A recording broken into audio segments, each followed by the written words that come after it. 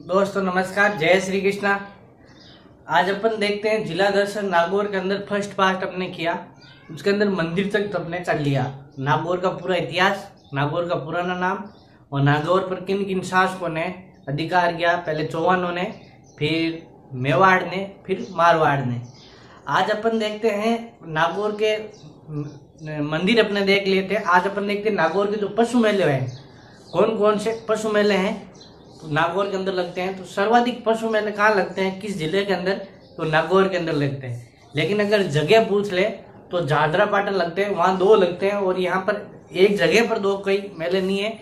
इसीलिए ना सर्वाधिक जगह का पशु मेला पूछ ले तो झादरा पाटन और जिला पूछ ले तो अपना नागौर। तो पशु मेले अपन शुरू करते हैं। आज पशु मेले, पशु मेलों के अंदर सर्वाधिक सबसे पहला पशु मेला है बाबा रामदेव पशु मेला, जो कहाँ लगता है, मानसर गांव नागौर के अंदर। और शुरू किसने किया था इसको, उमेद सिंह ने। मारवाड़ का शासक थे उमेद सिंह, मारवाड़ के शासक, उन्होंने इसको शुरू किया था बाबा रामदेव पशु मेला। पहला है बाबा रामदेव पशु मेला, लगता कहाँ है, मानसर गांव है। कहां पर, ये नागौर में ही है मानसर गांव, नागौर के पास में मानसर गांव के अंदर। अगर इसको पूछ ले शुरू किसने किया, किस शासक के समय शुरू किया गया, तो उमेद सिंह। मारवाड़ का शासक कौन थे, उमेद सिंह, उन्होंने इसको शुरू किया था। यह था अपना प्रथम पशु मेला। दूसरा है बलदेव राम मिर्धा पशु मेला। बलदेव राम मिर्धा पशु मेला, ये कहाँ लगता है, मेड़ता के अंदर लगता है। तो मेड़ता नागौर की एक तहसील है, उसके अंदर ये मेला लगता है, बलदेव राम पशु मेला। तीसरा अपना है तेजाजी पशु मेला।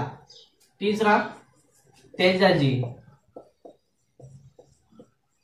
पशु मेला, लगता कहाँ है, परबतसर। लोग गलत इसको यूं करके आते हैं। तेजाजी का मंदिर बड़ा खरनाल नागौर के अंदर, खरनाल नागौर के अंदर, और तेजाजी का पशु मेला लगता है परबतसर के अंदर। इसीलिए इसको लोग गलत करके आते हैं। इसको पूछ ले शुरू किसने किया, तो अजीत सिंह, मारवाड़ के शासक थे अजीत सिंह, जिनको कहते हैं जिनकी मृत्यु पर कई मोर और कई जानवर उनके पीछे जलकर भस्म हुए गए थे, और इनको कान का कच्चा भी कहा जाता है। वो शासक है तेजाजी पशु मेले के शुरुआत करने वाला, मारवाड़ के शासक थे अजीत सिंह। और ये आय की दृष्टि से सबसे बड़ा है, तो शुरू किया था अपने अजीत सिंह ने। और आय की दृष्टि से सबसे बड़ा है, राजस्थान की आय की दृष्टि से सबसे बड़ा तेजाजी पशु मेला। आय की दृष्टि से सबसे बड़ा,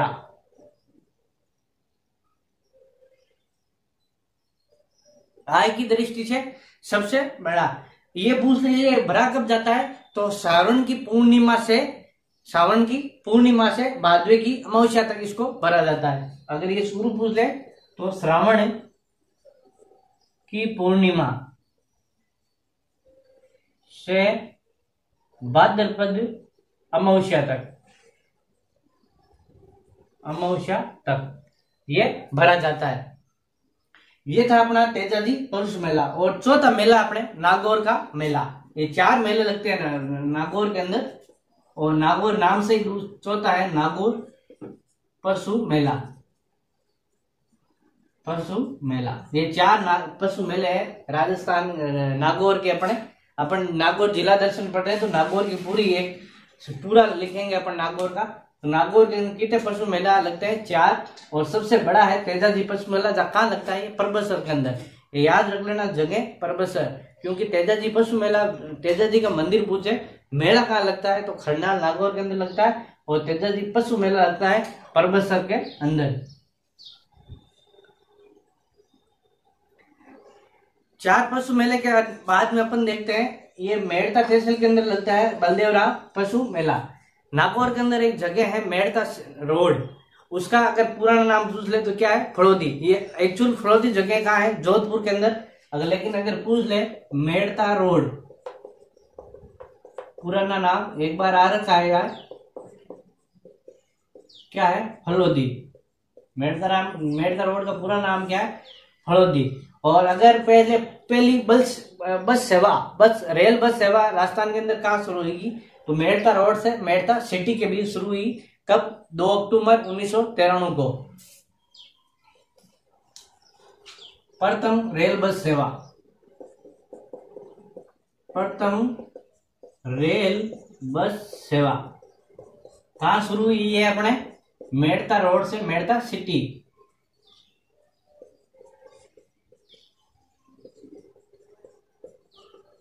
मेड़ता सिटी कब शुरू हुई, 2 अक्टूबर 1993 को। 2 अक्टूबर 1993 को प्रथम रेल बस सेवा शुरू हुई थी। और इसका नाम पूछ ले तो इजरा रेल बस। क्या नाम था, इजरा रेल बस। इसका नाम पूछ ले तो इजरा रेल बस। इसके बाद अपन आती है नागौर के अंदर एक गांव है ताउसर। जो छोटे मोटे जो अपन गांव है, जो गांव फेमस है, कौन कौन से गांव फेमस है, किसके लिए फेमस है, वो भी एक बार अपन लिखते थे। ये था अपना पशु मेला, और ये अपने रेल बस सेवा 2 अक्टूबर 1993 को शुरू हुई थी। इसका नाम क्या था, इजरा बस सेवा, इजरा रेल बस सेवा।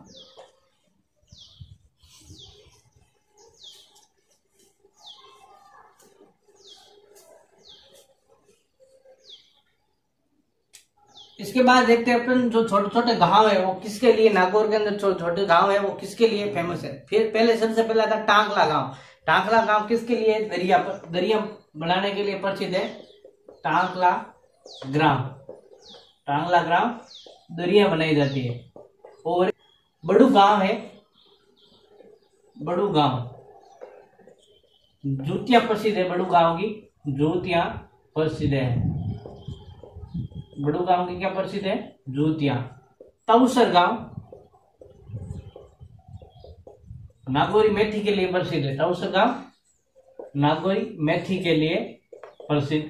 और इसी ताउसर गांव के अंदर अप्पाजी सिंधिया की छतरी बनी हुई है। अप्पाजी सिंधिया मराठा सरदार था, उसकी छतरी कहाँ बनी हुई है, ताउसर गांव के अंदर। ये नोट कर लिख लेना, अप्पाजी सिंधिया की छतरी, अप्पाजी सिंधिया छतरी बनी है कहा, ताउसर गांव। और ये ताउसर गांव किसके लिए प्रसिद्ध है, मेथी के लिए प्रसिद्ध है। टांगला गांव की दरिया प्रसिद्ध है, बड़ू गांव की जूतियां, और ताउसर गांव की मेथी प्रसिद्ध है।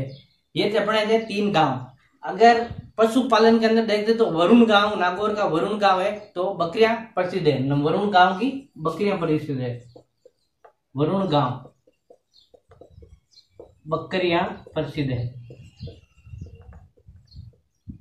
वरुण गांव की बकरियां प्रसिद्ध है। और नागौरी बेल के लिए कौन सा गांव प्रसिद्ध है, तो सुहाल गांव नागौरी बेल के लिए प्रसिद्ध है। सुहाल गांव नागौरी बेल के लिए प्रसिद्ध है। नागौरी बेल के लिए प्रसिद्ध। और मेड़ता मोड़, ये इसको कहते हैं मोड़ के लिए प्रसिद्ध।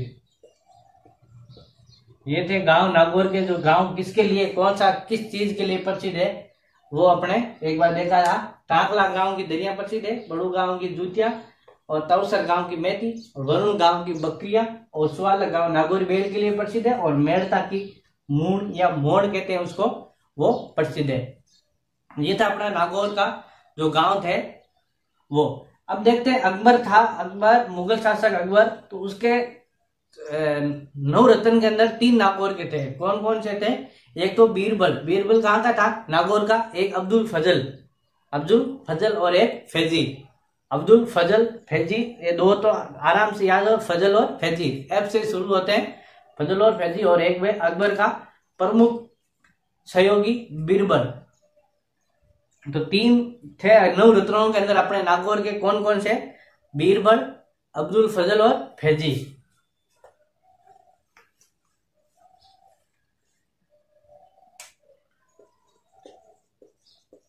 अकबर के 9 रत्नों में 3 नागौर के थे। इतना बड़ा देश के अंदर 3 थे, वो अपने नागौर के थे। तो सबसे पहला है बीरबल, दूसरा है अबुल फजल और तीसरा है फैजी। ये तीनों कहाँ के थे? अपने नागौर के थे 3। और अकबर के बाद वहां का शासक बना था जहांगीर और बाद में बना था शाहजहां। शाहजहां के बाद आया था औरंगजेब का एक दरबारी था कवि, कौन? वो भी एक नागौर का था, कवि वंद। औरंगजेब का दरबारी कवि था, औरंगजेब का दरबारी कवि एक नागौर का था, उसका नाम था कवि वृंद। क्या नाम था? कवि वृंद। वो अपने कहां का था? नागौर का था, कवि वृंद। ये था अपने मुगल शासक के अंदर 2 नवरत्न, और औरंगजेब के समय वृंद कवि एक शासक था। इसके बाद हुआ था राजस्थान का एक युद्ध हुआ था 1807 के अंदर, गिंगोली का युद्ध, जिसको युद्ध को राजपूताना का कलंक कहा जाता है। एकमात्र युद्ध जिसको राजपूताना का कलंक कहा जाता है, गिंगोली का युद्ध कब हुआ? 1807 और परबतसर के अंदर हुआ था। एक युद्ध हुआ था मतीरे की राड, वो अमर सिंह प्रथम के समय हुआ था नागौर और बीकानेर के बीच में। लेकिन वो एक युद्ध था, वो युद्ध मतीरे की राड के लिए हुआ था, लेकिन एक्चुअल युद्ध हुआ था वो गांगुली का युद्ध परबतसर के अंदर 1807। गिंगोली का युद्ध, गिंगोली का युद्ध 1807 परबतसर। इसको राजपूताने का कलंक कहा जाता है। इस युद्ध को कहा जाता है राजपूताने का कलंक। पूछ ले किस युद्ध को राजपूताने का कलंक कहा जाता है, तो गिंगोली का युद्ध को। ये किसके लिए हुआ था?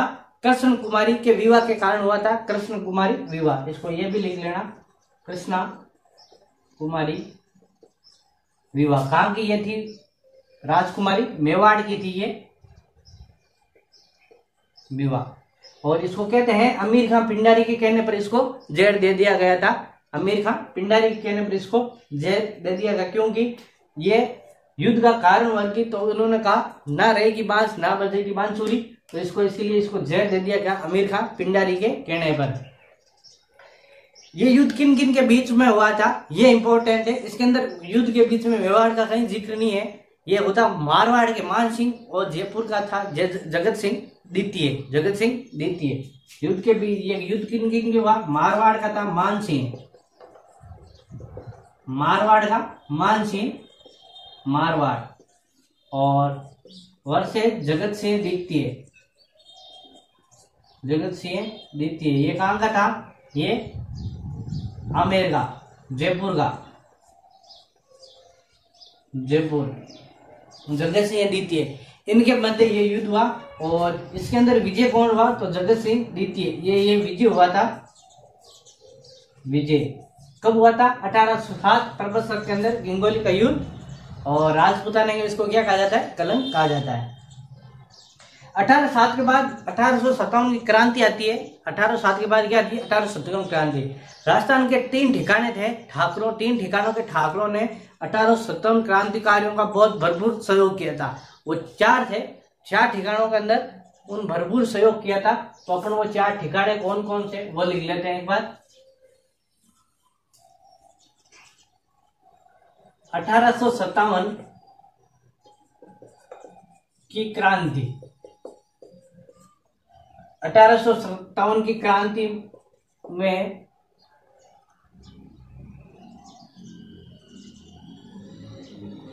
सहयोग करने वाले ठाकुर, सहयोग करने वाले, ये चार थी जगह जो अंग्रेजों क्रांतिकारियों का भरपूर सहयोग किया था। एक था आलनी आवास, एक था गुलर पर्वत सरोवर मोरार। आलनी आवास, आलनी आवास, गुलर पर्वत सर और मेरठ, ये चार जगह थी। यहाँ के ठाकुरों ने क्रांतिकारियों का भरपूर सहयोग किया था। यहाँ के ठाकुरों ने क्रांतिकारियों का सहयोग किया था।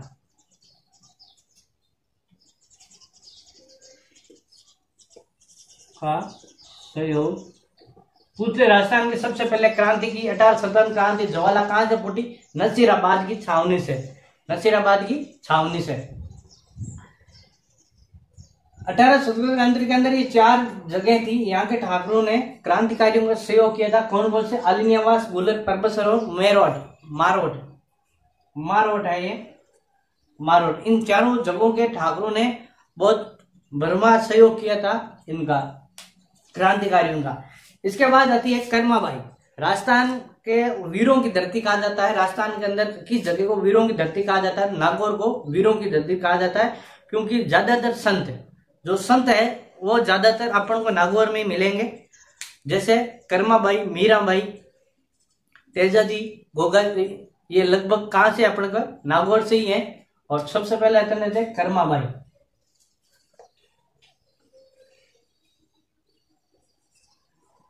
कर्माबाई,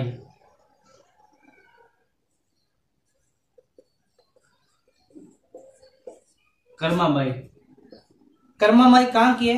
तो इनका जन्म कहाँ हुआ था? कालवा गांव, कालवा गांव नागौर के अंदर। जन्म पूछ ले तो कालवा ग्राम नागौर। पिताजी का नाम जीवन राम डूडी, जीवन राम डूडी, ये कर्माबाई। इसके बाद आती है अपने कर्माबाई के बाद रानाबाई। क्या नाम आता है? रानाबाई, कर्माबाई। इसके बाद आता है अपने रानाबाई। रानाबाई का जन्म कहाँ हुआ था? हरनावा नागौर के अंदर।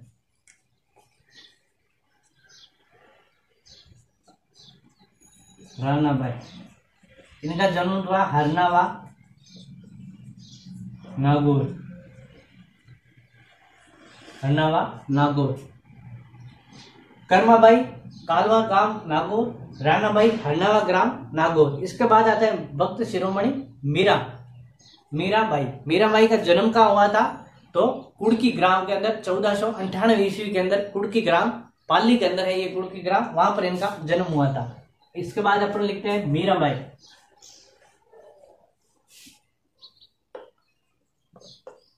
मीराबाई जन्म पूछ ले तो कुड़की ग्राम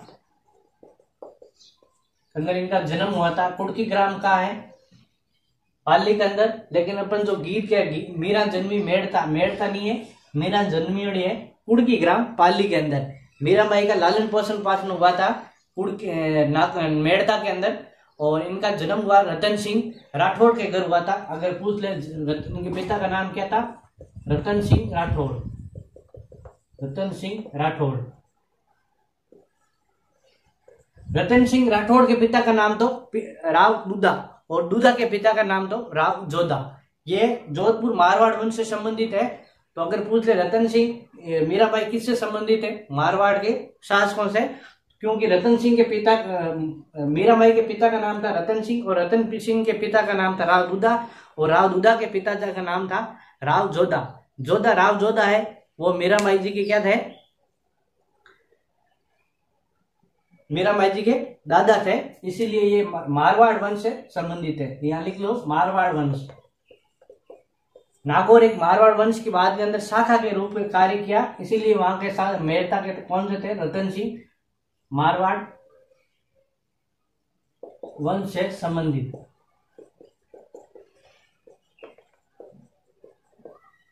मारवाड़ वंश से संबंधित। पिता का नाम रतन सिंह राठौड़, माता का नाम वीर कुंवरी, वीर कुंवरी, ये था इनके माता का नाम। अगर बचपन का नाम पूछ ले इनका मीराबाई जी के बचपन का नाम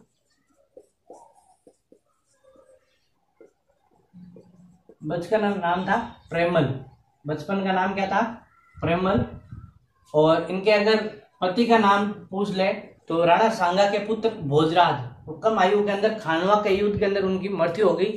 तो उनके पति का नाम विवाह किनके साथ हुआ था? राव भोजराज के साथ हुआ था। राणा सांगा के पुत्र थे ये भोजराज। ये थे इनके पति का नाम। इसके बाद इनके गुरु का नाम पूछ ले। गुरु थे इनके रैदास। गुरु कौन थे इनके? रैदास। और अगर इनको पूछ ले प्रारंभिक शिक्षा के जो शिक्षक थे कौन थे? पंडित गजाधर। एक बार कांस्टेबल के अंदर क्वेश्चन पूछ रहा था, इनके शिक्षक पूछ ले। गुरु तो थे रैदास और शिक्षक पंडित गजाधर। ये इनके बचपन के जो शिक्षक थे उनके गुरु का नाम है बचपन का पंडित गजाधर। एक बार क्वेश्चन इनका ई पूछ रहा था, शिक्षक पूछा था, रैदास ऑप्शन के अंदर था ही नहीं, तो उनका पंडित गजाधर। और मीराबाई जी को राजस्थान की राधा कहा जाता है। उपनाम पूछ ले। उपनाम राजस्थान की राधा। राजस्थान की राधा मीराबाई जी को कहा जाता है। पूछ ले मीराबाई जी का पैनोरमा। पैनोरमा क्या होता है? पैनोरमा होता है ये मीराबाई जी का पैनोरमा। ये कहाँ है? मेड़ता सिटी के अंदर होता है। पैनोरमा का मतलब वो आदम कद की जो प्रतिमा होती है, आदम कद की, वो उनको इसी को कहा जाता है पैनोरमा कहा जाता है। ये कहाँ है? मेड़ता सिटी। जो चारभुजा नाथ का मंदिर है उसके अंदर मीराबाई जी की आदम कद प्रतिमा लगी है, उसी को कहते हैं मीराबाई का पैनोरमा।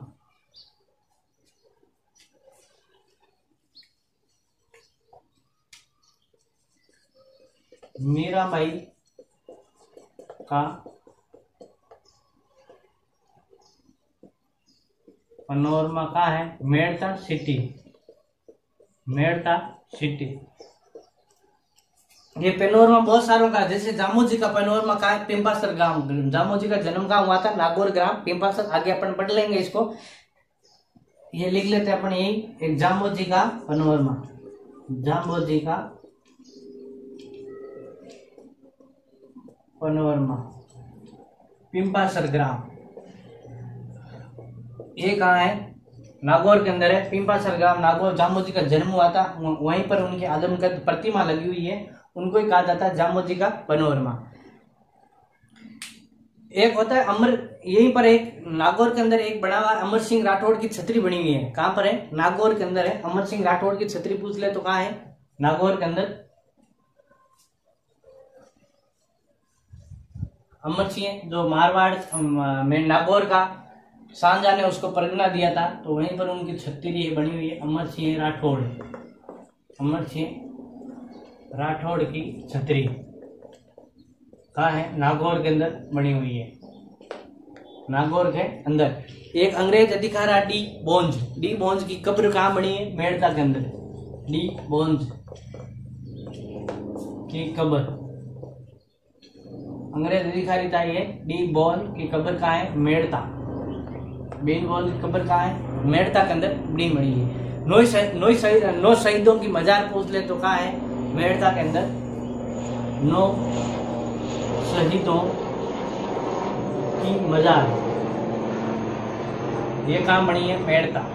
9 शहीदों की मजार मेड़ता के अंदर बनी गई है। ये डी बोज की कब्र है। ये एक नागौर के अंदर तालाब है। कौन सा तालाब? डोगलाई का तालाब है। डोगलाई का तालाब पूछ ले कहाँ है? ना मेड़ता के अंदर है। और ये डोगलाई तालाब के किनारे ये डी बोज की कब्र है। डोगलाई का तालाब, उसी के किनारे ये डी बोज की कब्र है। 9 शहीदों की मजार पूछ ले तो मेड़ता के अंदर है। एक मेड़ता के अंदर बनी हुई है शाहजहानी मस्जिद। नाम तो इसका शाहजहानी है, शाहजहानी। और इसको बनाई किसने थी? औरंगजेब ने इसको बनाई थी। कहाँ है? मेड़ता के अंदर। ये नाम से अलग है, ये शाहजहानी की मस्जिद कहाँ है? मेड़ता। और इसको अगर पूछ ले तो औरंगजेब इसको बनाई थी, औरंगजेब, औरंगजेब, औरंगजेब।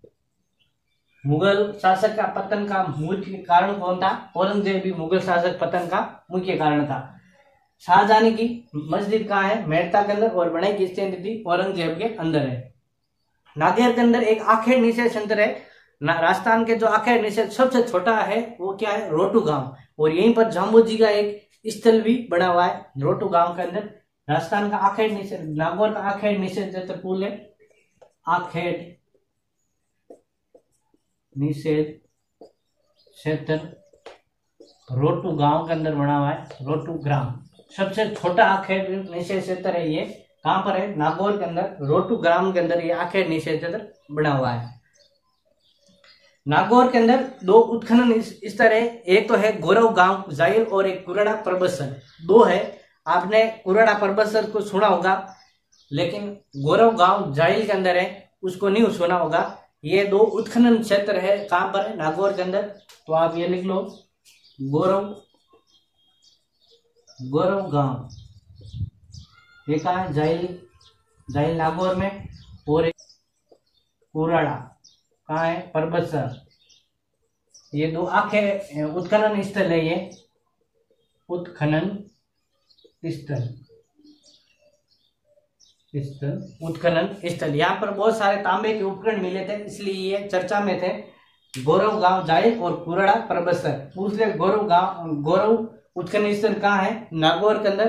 तहसील पूछ ले तो जाइल, कुराड़ा नागौर के अंदर। ये तो बहुत फेमस है, हर जगह मिल जाएगा आपको। गौरव गांव का कहीं नहीं मिलेगा। गौरव गांव जाइल नागौर के अंदर है, जहां पर तांबे के उपकरण मिले थे, खुदाई के अंदर तांबे के उपकरण मिले थे।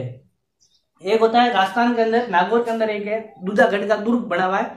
दूधागढ़ मतलब राव दूधा ने बनाया था, दूधागढ़ का दुर्ग। और ये मेड़ता के अंदर है, जहां पर मीराबाई का संग्रहालय स्थित है। दूधागढ़ का दुर्ग पूछ ले कहाँ है? मेड़ता, दूधागढ़ का दुर्ग लिख लेते अपन, दूधागढ़ का दुर्ग मेड़ता के अंदर बनाई है। और निर्माण पूछ ले इसका, दूधा ने किया था।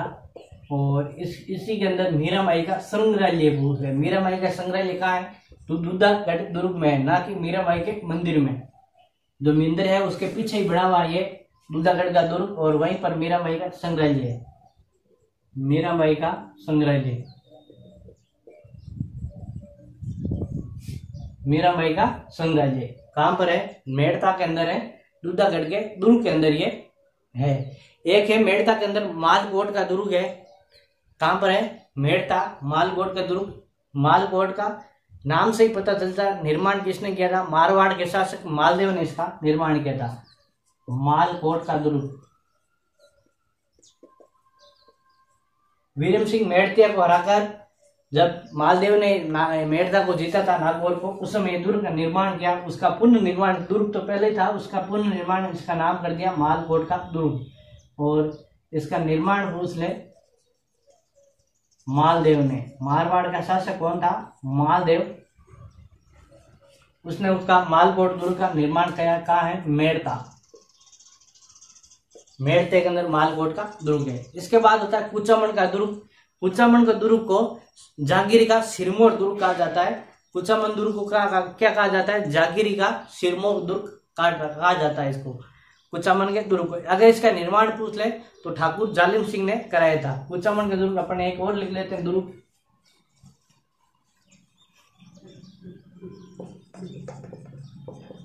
कुचामन का दुर्ग कहाँ है? कुचामन के अंदर है। निर्माण पूछ ले जालिम सिंह ने, ठाकुर जालिम सिंह, ठाकुर जालिम सिंह ने इसका निर्माण किया। यह सामंतों का सिरमौर दुर्ग कहा जाता है। क्या कहा जाता है इसको? जागीरी का सिरमौर। इसका उपनाम पूछ ले तो जागीरी का सिरमौर, इसका उपनाम है जागीरी का सिरमौर। इस दुर्ग को कहा जाता है। इस दुर्ग के अंदर एक मुख्य बात है, इस दुर्ग के नींव के अंदर, इसके नींवों के अंदर घी भरा गया था। नींव में नींव से भरी गई, घी डालकर इसके नींव भरी गई, नींव घी डालकर भरी गई। एक मंदिर भी है राजस्थान के अंदर जिनके अंदर घी डालकर बनाया गया, और एक ये दुर्ग है। आप कमेंट्स करके बताना मंदिर कौन सा है जिसके नींवों के अंदर घी डालकर बनाया गया है, और एक दुर्ग है जिसके अंदर नींवों के अंदर घी डालकर बनाया गया, वो है कुचामन का दिख, जिसको जागीरी का सिरमौर कहा जाता है। ये कुचामन है, ये मारवाड़ के शासक, मारवाड़ राज्य का एक ठिकाना था कुचामन। तो ये लिख लो, ये मारवाड़ के राज्य का ठिकाना, मारवाड़ राज्य का ठिकाना, मारवाड़ राज्य का ठिकाना था ये कुचामन दुर्ग। इस दुर्ग के अंदर एक कहावत है, बहुत फेमस कहावत है कि ऐसा दुर्ग रानी जाय के पास हो सकता है, ऐसा दुर्ग रानी जाय के पास हो सकता है, ठकुरानी जाय के पास नहीं। ये लिख लेना, इसके अंदर क्वेश्चन आ रखा है किस दुर्ग के बारे में ये कहावत कहा गई है कि ये रानी जाय के पास हो सकता है, ठकुरानी जाय के पास नहीं। कहावत है यहाँ पर, ऐसा दुर्ग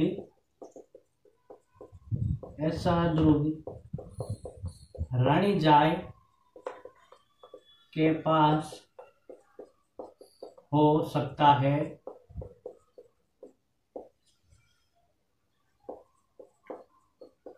ठकुरानी जाय के पास नहीं।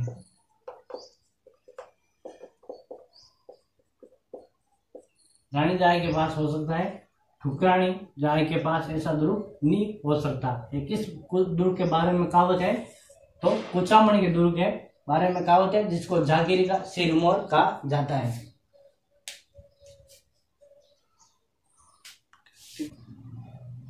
ये था अपना कुचामन का दुर्ग अपने नागौर के जो भी थे अपने एक बार इसको कवर कर लिया। अगली अपने क्लास में देखेंगे जो राजस्थान के अंदर जो संत संप्रदाय है, जैसे जामोजी है, उनकी पीठ कहाँ है, निरंजनी संप्रदाय है, हरिदास जी है, डीडवाना है, और जो भी संत संप्रदाय है, तेजा जी है, इनको अपन नेक्स्ट क्लास के अंदर करेंगे बहुत ज्यादा डीप के अंदर। जैसे जसनाथ जाम्बोजी है, जाम्बोजी की जो 8 पीठ है, कहाँ है, समरातल थोड़ा, लालसर, रोटू गांव के अंदर भी है ये, जाम्बा, लोहाउट जोधपुर के अंदर भी है, रामडावास जोधपुर के अंदर है, और लोधीपुर। राजस्थान में जाम्बोजी की एक पीठ है जो राजस्थान के बाहर है, कौन सी है वो? लोधीपुर।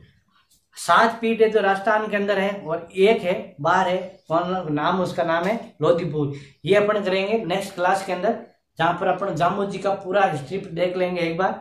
और निरंजन संप्रदाय, हरिदास जी, जो जिनको राजस्थान का वाल्मीकि कहा जाता है, क्योंकि ये क्या कहा जाता है, ये हरिदास जी पहले डाकू थे, तो फिर इनको ज्ञान प्राप्त हुआ, तो ये अपने निरंजनी संप्रदाय की स्थापना की, और इनको कलयुग का वाल्मीकि कहा जाता है। कहाँ पर है इनका? डीडवाना के अंदर है। अपन ये सभी नेक्स्ट क्लास के अंदर करेंगे, जो भी राजस्थान के अंदर संत संप्रदाय है वो नेक्स्ट क्लास के अंदर करेंगे। आज बस इतना ही। आपको क्लास कैसी लगी एक बार कमेंट्स करके जरूर बताना। अपन मिलते हैं नेक्स्ट क्लास के अंदर, तब तक के लिए आप सभी को जय श्री कृष्ण।